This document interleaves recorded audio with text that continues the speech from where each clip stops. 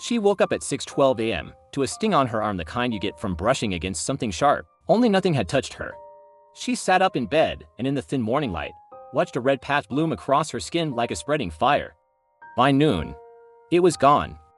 By evening, it was back, this time accompanied by a fever so abrupt she felt as if her body had switched climates in a second. Friends told her it was just stress, a doctor told her it was anxiety, but she knew anxiety didn't make your hands swell until your knuckles vanished. It didn't make your heartbeat trip and flutter in your chest like a trapped bird. It didn't make your own reflection look foreign. Because your face was puffed and blotched with marks that had no name. The first time it truly scared her wasn't the rash, or the fever, or the nights she woke shaking from cold despite for blankets. It was a random Tuesday at 10:47 a.m., in the middle of a conversation with her co-worker. Her words slurred not because she was tired, but because her tongue felt too heavy to move. Her vision blurred, her knees buckled, and the world became a distant hallway. She wasn't fainting, she wasn't panicking, something deeper colder was unspooling inside her. By the time she reached the ER, the symptoms had vanished, leaving the staff staring at perfect vitals and a healthy-looking girl insisting she was falling apart for months. This was her life, symptoms that struck like lightning and disappeared just as fast, leaving behind nothing but fear and confusion. She kept a notebook filled with timestamps and descriptions. 1:13 p.m. sudden weakness, 4:00 p.m. chest pressure, 7:19 p.m. rash on neck, but the episodes were so inconsistent it looked more like fiction than medicine. Doctors ran blood work, CT scans, hormone panels. Every test came back normal, every shrug felt heavier than the last. Until one night, at 2:03 a.m., she woke gasping for air, convinced her heart had stopped. Her mother found her on the floor, drenched in sweat, eyes wide, whispering, "My body is rejecting me." And in a way, it was, the real enemy was invisible, not a virus, not a toxin, not something she ate or breathed. It was hiding inside her immune system, nestled deep within the autonomic ganglia that control everything the body does without thinking: heartbeat, blood pressure, digestion, temperature. A biological command center, slowly being sabotaged by the very soldiers meant to protect it, but no one knew that yet. Not the urgent care doctors who prescribed anti-anxiety meds, not the specialists who said, "Maybe you're just sensitive to stress." Not even she understood it fully, though the sinking dread in her stomach told her this was no panic disorder. The collapse happened in a grocery store parking lot. She had just loaded bags into the trunk when her vision dimmed around the edges like someone pulling curtains shut. Her heart rate plummeted.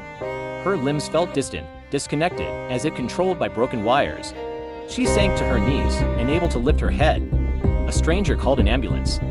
She remembered the metallic taste of adrenaline, the sound of voices echoing to far away, and a cold certainty settling inside her, the feeling that something catastrophic was underway, and no one had caught it in time. This time, the symptoms didn't fade by the time she reached the hospital.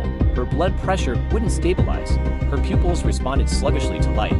Her heart rate swung wildly, rising and crashing without warning. The medical team, finally witnessing the storm firsthand, realized this wasn't anxiety, this was a system-wide malfunction.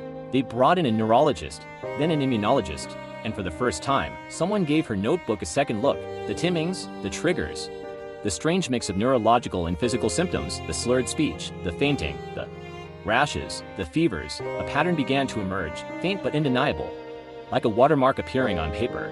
A single test, sent to a distant lab, returned the answer that rewrote everything. Her antibodies were attacking the receptors in her autonomic nervous system. The diagnosis autoimmune autonomic ganglionopathy was so rare, so easily missed, that most doctors never see a case in their entire career. It was the kind of condition that hides behind a dozen misleading symptoms and mimics common disorders so convincingly that even specialists can miss the truth. Her immune system, confused and relentless, had mistaken her own body for an invader. Every organ was at risk. Every flare-up was a warning shot. Left untreated, it wouldn't just disable her, it could stop her heart in the middle of an ordinary conversation. When the neurologist explained it, she didn't cry. She didn't panic. She just closed her eyes and felt an odd, almost gentle sense of vindication. For months she had been told her suffering wasn't real. Now, finally, there was a name for the monster she'd been fighting. Treatment began immediately: IVIG infusions to calm the immune system, steroids to slow the attack, blood pressure medications to keep her upright, and a long list of lifestyle adjustments meant to protect her from sudden drops or spikes. Progress came in waves, some days steady, others crashing hard. She learned to measure her life in moments of stability, in heartbeats that stayed steady. In mornings, she could stand without the room tilting like a ship in a storm. She learned to fear fevers, to track her pulse, to recognize the earliest hints of a flare. But she also learned something else. She had survived months of her own body trying to dismantle itself. She had survived being dismissed, misdiagnosed, overlooked. And because she trusted her own experience, because she refused to accept a comforting lie over an uncomfortable truth, she had forced the story into the light. Not every autoimmune disorder announces itself loudly. Some whisper, some disguise themselves as stress, or exhaustion, or nothing to worry about, but hers had risen like a tide, higher and higher, until even the world around her could no longer look away. Her recovery is slow, unpredictable, and finished, but she wakes each day remembering the moment she collapsed in that parking lot, the moment everything could have ended. And she wakes knowing that her body, once her enemy, is slowly, carefully becoming her own again.